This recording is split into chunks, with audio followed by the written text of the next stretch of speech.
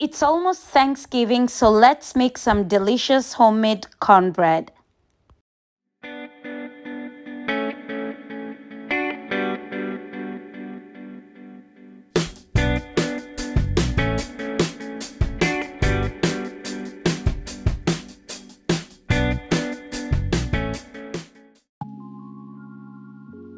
Hi guys, welcome back to my channel. My name is Angie and this is a little slice of Angie's Heaven. Today I'm going to be showing you how I make my homemade corn bread. I'm going to go quickly through the ingredients and then we are going to get right into it.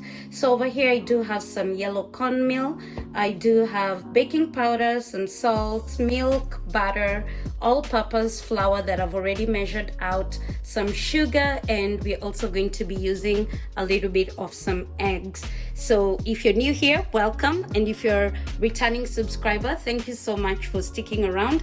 Your support for the channel means a whole lot to me. So without further ado, let's get baking. So first things first, I'm going to measure out some butter because we want to melt a little bit of butter.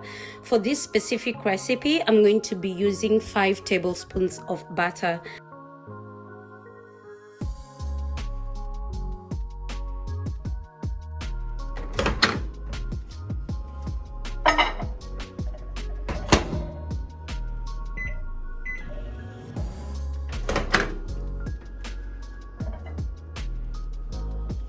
Our butter is nicely melted over here.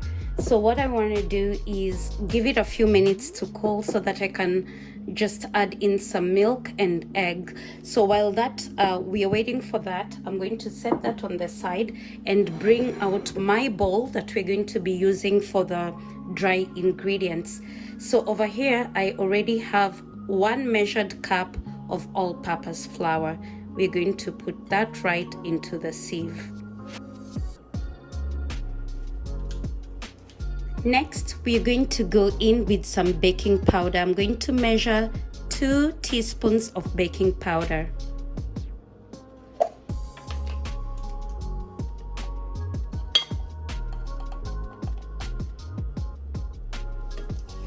We want to make sure our measurements are as precise as possible.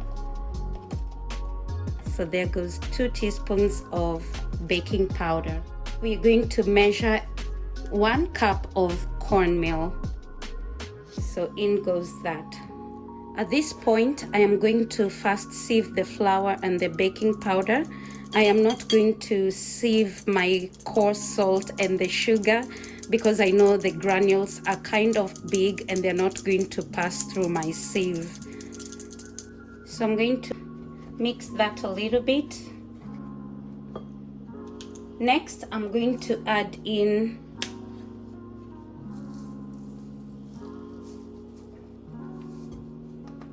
1 teaspoon of salt. Also, I'm going to add in 2/3 cup of sugar. So next, we're going to give our dry ingredients a quick mix and make sure that everything is nicely incorporated. And then we're going to set this on the side so that we work on our wet ingredients. In here, I do have 5 tablespoons of melted butter, and we're just going to crack in 1 egg. That's all. That's a beautiful egg right there. I'm going to give this a quick mix to make sure that the yolk is nicely incorporated. So I'm going to go in with 1 cup of milk. So I'm just going to get my measuring cup that I was using earlier. I want to make sure my measurements are as precise as possible. So that's 1 cup of milk, and we are going to pour it in there and give it a quick mix. To set that on the side and bring in our dry ingredients, we're going to make a quick well in there. And then I'm going to take out my spatula and add in our wet ingredients like so. And then we're just going to give this a quick mix.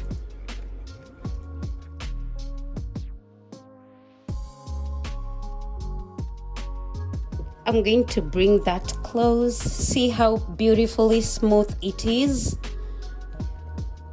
That's the consistency we are looking for. So next we're going to prep our baking dish. So over here I have this nice square baking dish. What we want to do at this point is to butter it. So as I butter this dish, I went ahead and preheated my oven to 400 degrees. Please do not be like me. Preheat your oven to 375 degrees. And towards the end of the video, I'm going to show you the reason why. Pour out all the butter into the baking dish and spread it nicely so that every corner is nicely covered and no air spaces are left inside the baking dish. I'm just going to remove the excess from my spatula like that. And then we're just going to make sure like it's evenly distributed. Lightly tap it on your counter like that. And then we are now going to go into the oven. We're going to take our cornbread mix into the oven. Okay, so 20 minutes later, our cornbread is done. Now at this point, I want to explain to you why I was insisting for you not to preheat your oven at 400 degrees. When the temperature is too high, it's going to cause your cornbread to crack like mine did. In as much as it cooked beautifully inside, those kind of cracks are usually not my cup of tea. So cracks usually happen when the temperature is too high. Make sure you control your temperature. So 375 degrees. So I went ahead and took the cornbread out of the baking dish and cut it up into some pieces.